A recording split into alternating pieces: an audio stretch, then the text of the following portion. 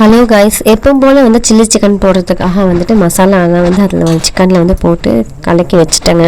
அதை வந்து கொஞ்ச நேரம் வந்து மேரினேட் பண்ணி வச்சுட்டு இதை வச்சு தான் நம்ம இன்றைக்கி கிரேவி பண்ண போகிறோம். அதுக்கு ஒரு கடாயில் வந்து எண்ணெயை ஊற்றிட்டு சீரகம் போட்டுட்டு நறுக்கி வச்ச வெங்காயத்தை ஆட் பண்ணிக்கோங்க. அதுக்கப்புறம் இது நல்லா வதங்கினதும் லைட்டாக வந்து இஞ்சி பூண்டு பேஸ்ட் வந்து கொஞ்சம் எக்ஸ்ட்ரா போட்டுக்கலாம்.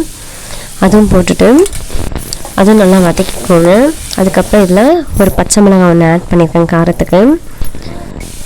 காரம் வந்து தேவைப்பட்டால் வந்து நீங்கள் போட்டுக்கலாம், தேவையாக இருந்தால். அப்படி வேணாலும் நீங்கள் அவாய்ட் பண்ணிக்கலாம்.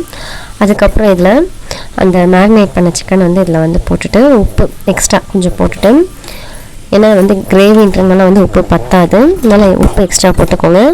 இது நல்லா வதக்கி விட்டுக்கோங்க. அதுக்கப்புறம் அதிலே கொத்தமல்லி தூவி விட்டுட்டு இது நல்லா இந்த மாதிரி வதங்கினதும் சிக்கனு தக்காளி பழம் போட்டுக்கோங்க.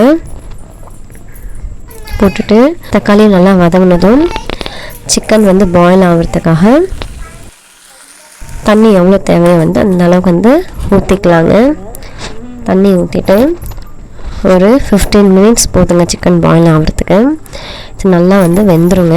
அதுக்கப்புறம் பார்த்தீங்கன்னா நான் என்ன பண்ணிட்டேன்னா அது பாட்டுக்கு வச்சுட்டு நான் உள்ளே போயிட்டேன். பசங்க இது பண்ணிகிட்டு இருந்தாங்க. அப்புறம் வந்து பார்க்குறதுக்குள்ளே உள்ளே அடி பிடிச்சிருச்சுங்க. டேஸ்ட் வைஸ் வந்து சூப்பராக இருந்துச்சு. அடி பிடிக்காமல் இருந்தால் டேஸ்ட் வந்து சூப்பராக இருந்திருக்கும். சப்பாத்திக்கெல்லாம் டேஸ்ட் வந்து சூப்பராக இருக்குங்க.